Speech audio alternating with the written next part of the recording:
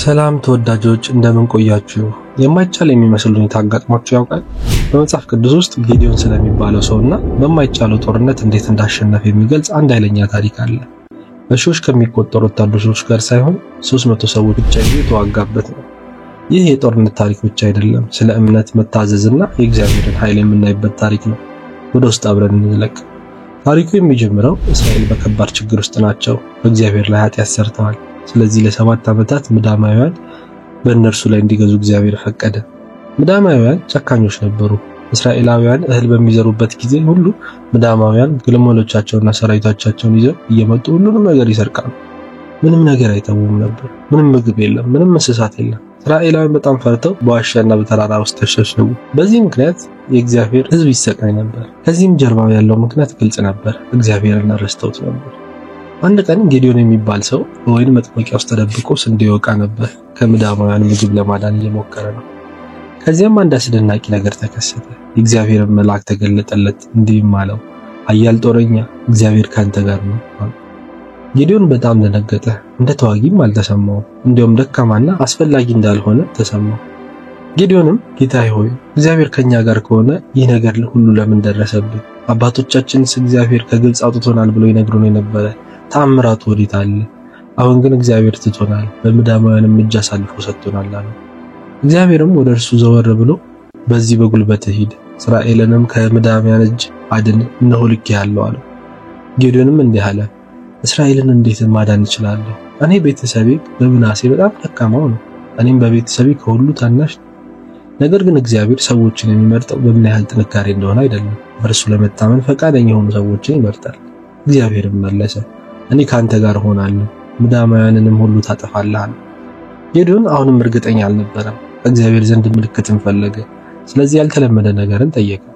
ጌዲዮንም እግዚአብሔርን እንደተናገርክ የእስራኤልን ልጆች በእኔ እጅ አድን ዘንድ እንደሆነ እነሆ በአውድማ ላይ የተባዘፈ የበግ ፀጉር አኖራለሁ፣ በጠጉሩ ብቻ ላይ ጠል ቢኖር በምድሩ ላይ ደግሞ ደረቅ ቢሆን እንደተናገርክ የእስራኤልን ልጆች በእኔ እጅ እንድታድናቸው አውቃለሁ አለ።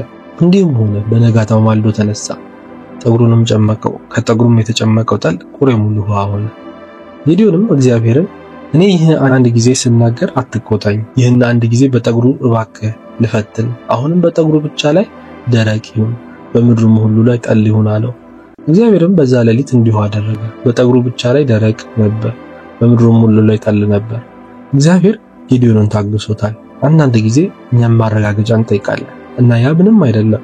ፍርሃታችንን እግዚአብሔር ይገነዘባል። ጌዲዮን 32000 ወታደሮች ምዳማውያንን ለማዋጋት ሰበሰበ።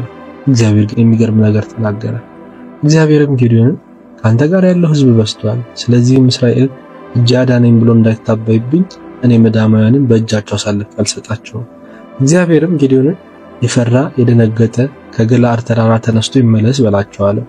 በዚህ ጊዜ ወደ 22000 ሰዎች ተመለሱ፣ 10000 ብቻ ቀሩ። እግዚአብሔርም ጌዲዮንን ሕዝቡን ገና ብዙ ነው፣ ወደ ውሃ ወርዳቸው፣ በዚያም እፈትናቸዋለሁ። እኔም ይህ ካንተ ጋር ይሄድ የሚለው እርሱ ካንተ ጋር ይሄዳል፣ እኔም ይህ ካንተ ጋር ይሄድ የሚለው እርሱ አይሄድም አለ።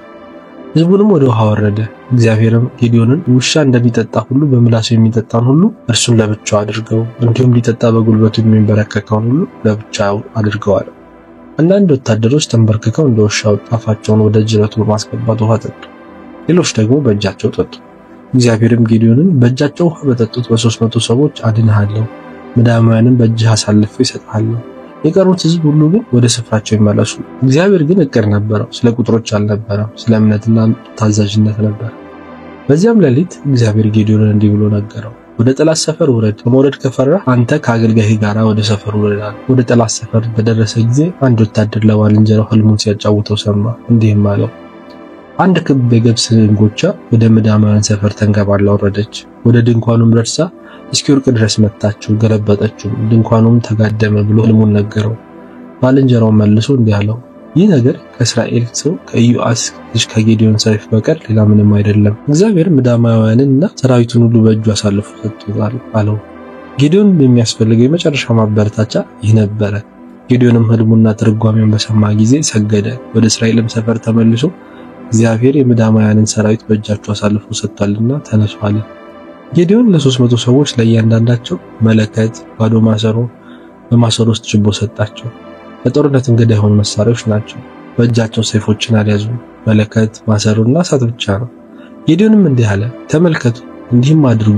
እነሆ ወደ ሰፈሩ ዳርቻ በደረሱ ጊዜ እኔ እንደማደርግ እንዲሁ እናንተም አድርጉ። ከእኔም ጋር ያሉት ሁሉ ቀንደ መለከት ሲነፉ እናንተም ደግሞ በሰፈሩ ዙሪያ ሁሉ ቀንደ መለከታችሁን ንፉ። ኃይል እግዚአብሔር ሰይፍ ጌዲዮን በሉ አላቸው። በሌሊትም የጠላትን ካምፕ ከበቡ። ሁሉም በአንድ ጊዜ መለከትን ነፉ፣ ማሰሮችን ሰበሩ እና ችቦዎችን ያዙ። የእግዚአብሔርና የጌዲዮን ሰይፍ ብለው ጮኹ። ምድያማውያን ደንግጠው ግራ ተጋብተው ነበር። ከፍተኛ ጥቃት እንደደረሰባቸው አስበው ነበር። ምድያማውያን በፍርሃትና በድንጋጤ ሰይፋቸውን ይዘው ሸሹ። የጌዲዮን 300 ሰዎች መዋጋት እንኳን አላስፈልጋቸውም፣ እግዚአብሔር ተዋጋላቸው። ምድያማውያን ሮጠው ተበተኑ። የጌዲዮን ሰዎች 300 ነበሩ። በዓለም መስፈርቶች ኃያላን ተዋጊዎች አይደሉም። ነገር ግን በእግዚአብሔር ታምነው ታዘዙ። እግዚአብሔር ኃይሉን ለማሳየት የሚያስፈልገው ይሄ ብቻ ነው። እግዚአብሔርም በሰፈር ውስጥ የነበሩትን ሰዎች በሰይፋቸው እርስ በርሳቸው እንዲጣሉ አደረገ። ድሉ የጌዲዮን ጥንካሬ አልነበረም፣ ስለ እግዚአብሔር እቅድና ስለ ጌዲዮን ታዛዥነት ነበር። እግዚአብሔር ከኛ ጋር ከሆነ ማንም ሊቃወመን አይችልም። ይህ ታሪክ ካነሳሳችሁ ቪዲዮን ላይክ እና ሼር አድርጉ። እናም እምነትን ወደ ህይወት የሚለውጡ የበለጠ ኃይለኛ የመጽሐፍ ቅዱስ ታሪኮችን ለማግኘት ሰብስክራይብ ማድረግ አትርሱ። ለእግዚአብሔር ምስጋና ይሁን። አሜን።